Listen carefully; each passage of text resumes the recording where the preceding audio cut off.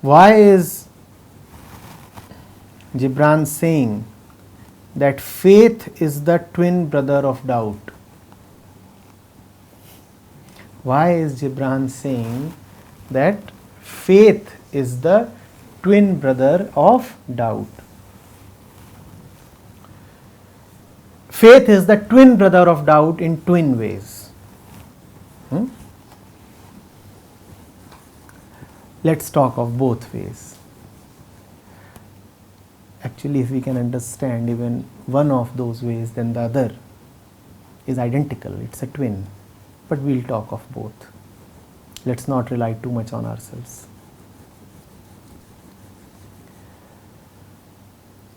That which we commonly call as faith is nothing but doubt postponed, doubt suppressed, doubt thrown into the deep dark dungeon of the subconscious. Why go and take all the trouble of resolving a doubt if the doubt can be forgotten?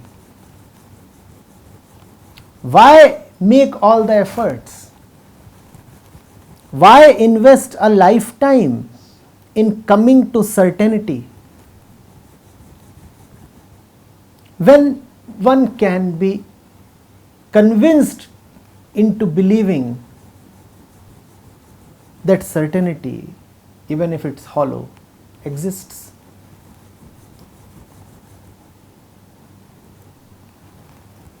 Why aim for heaven when hallucinations would do?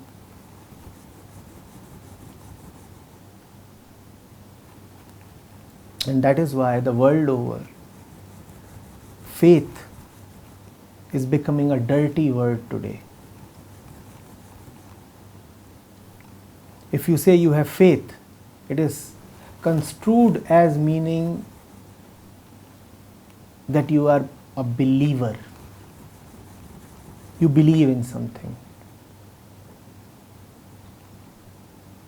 And because faith is very, very strong,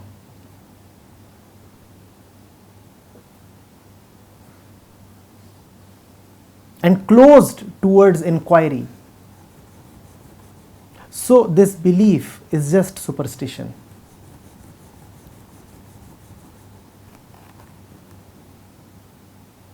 You have forced yourself to believe something.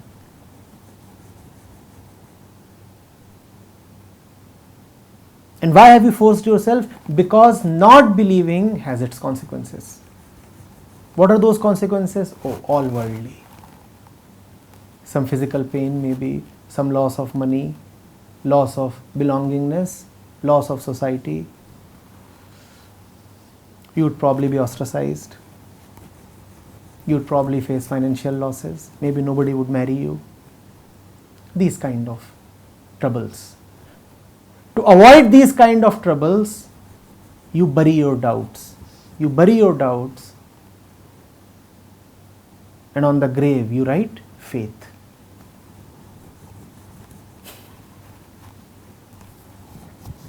It's a very cheap faith. It only leads to an inner turmoil, because your nature is not to just believe. Your nature is fundamentally inquisitive. You want to know. You want to come to the stark naked truth. Anything short of that cannot keep you restrained and settled for long. For some time you can be consoled with toys, but very soon you will again start clamoring for the real thing. So this kind of an enforced faith is fundamentally just suppression of doubt, and hence it leads to inner turmoil. There is something within you that just cannot accept in the presence of doubts. It wants to ask questions. It wants to argue. It raises dissent. if that dissent is not admitted,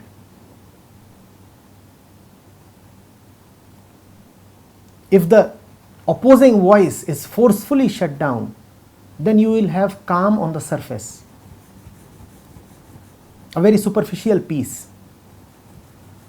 But within, something will keep smouldering.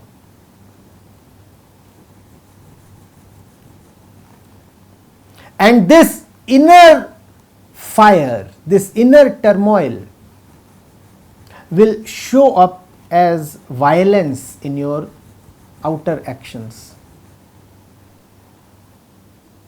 You will not be peaceful in your relationships. You will look at the world as an adversary. The world, its facts, its situations will keep on hinting to you, revealing to you that you are unnecessarily believing, and hence you will hate the world. You will hate the world for reminding you that you are living in an enforced falseness. So what will you want to do? You will want to shut down the world. You will want to kill everybody who reminds you of the truth. And you will want to live in a make-believe world. Hence you will construct a society that is full of rules and regulations. You will impose restrictions upon men and women so that they behave only in ways that comply with your faith. If you leave them free, then the truth will be out. Freedom and truth are one. So you can't leave them free. If you leave them free, then the hollowness of your concepts and principles will be revealed. So you cannot leave them free. You will have to restrict women so that your concepts about the inadequacy of women remain intact, even if superficially. You will have to build institutions that are solidly founded on your blind principles, and you will have to give a lot of power to those institutions.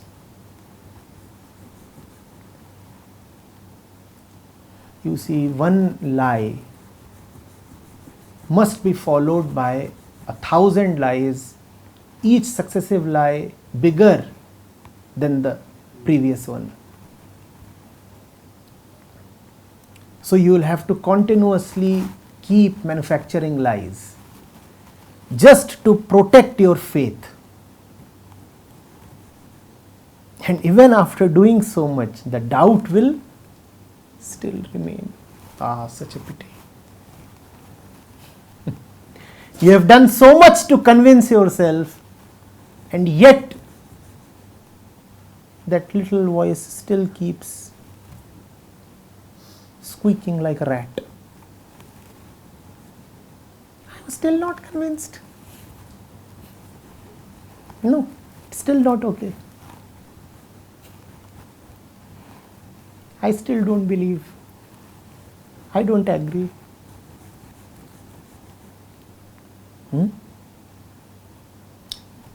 That's the first one of the twin stories. How faith and doubt are one. Now the other story. When you are really, really faithful, then you have an inner security. Then you can really admit doubt. Then you are not shy of questions. Then you are not shy of argument or opposition. We commonly believe that if you have faith, then you are averse to questions. Not true. If you have faith, then you invite questions, because faith means that you are so utterly sure of yourself that you do not shy away from being tested. You say, come on, test me. I know I am home. Come on, test me. And if there is something that still needs purification, then I'm open to it.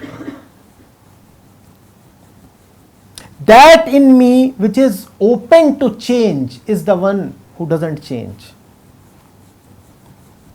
I've got something now that is immovable, unchangeable. And what is that?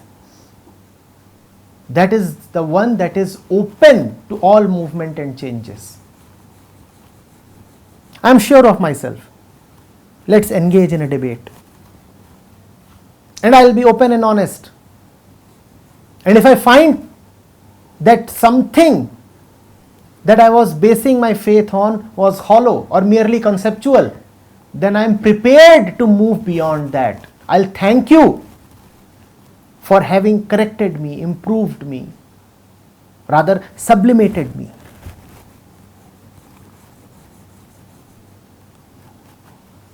Faith invites doubts.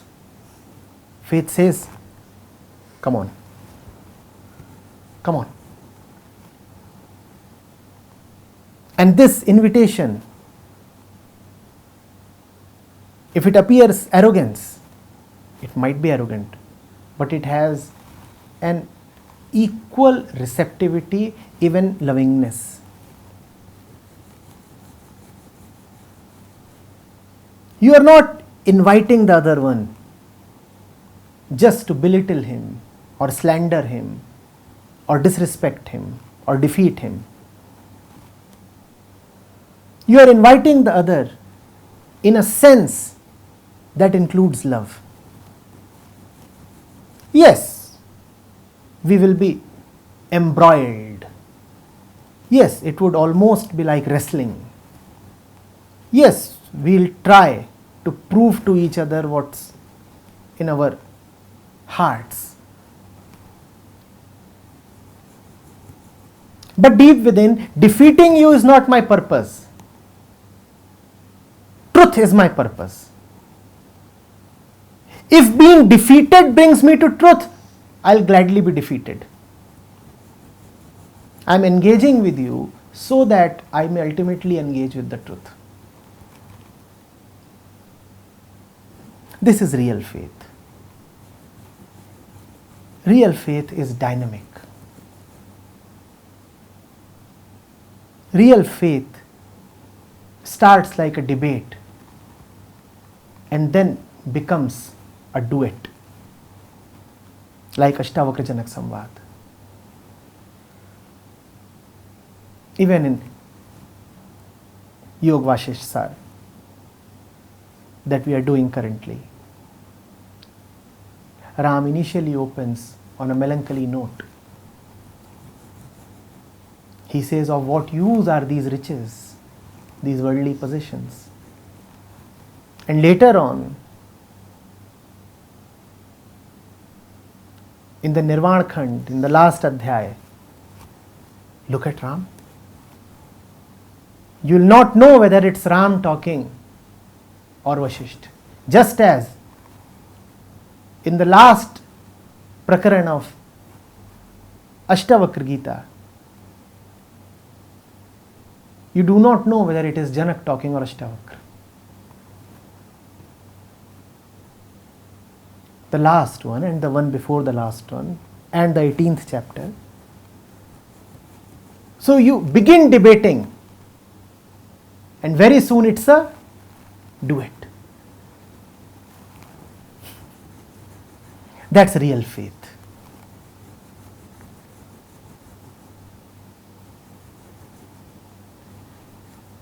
Are you getting it? No. The fake one, the one having fake faith,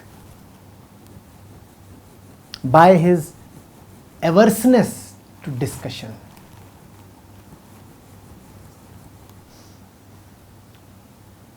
He will not want to engage, even intellectually. Forget about being engaged heartfully.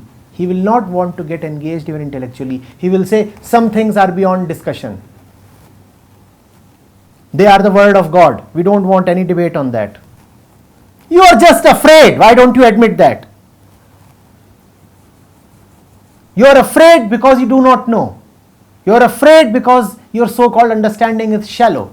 You are afraid because the hollowness of the principles on which you are basing your life would be exposed the moment you open your mouth. So you prefer to not to open your mouth. Know the fake one by his reluctance to engage.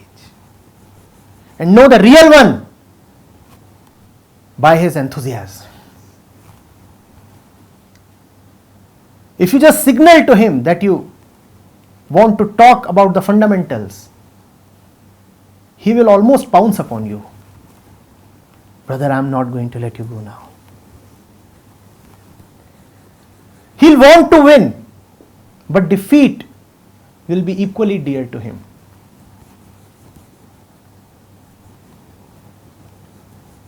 That's real faith. So that was the twin story. Faith and doubt always go together. In the false world and in the world of truth, both.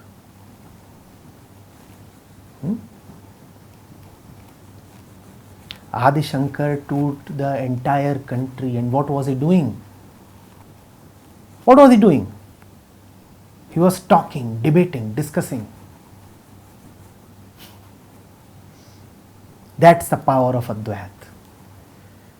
That's Shraddha.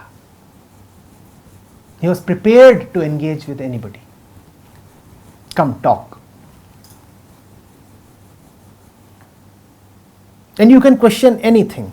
I'll answer from the depths of my life, not only my knowledge.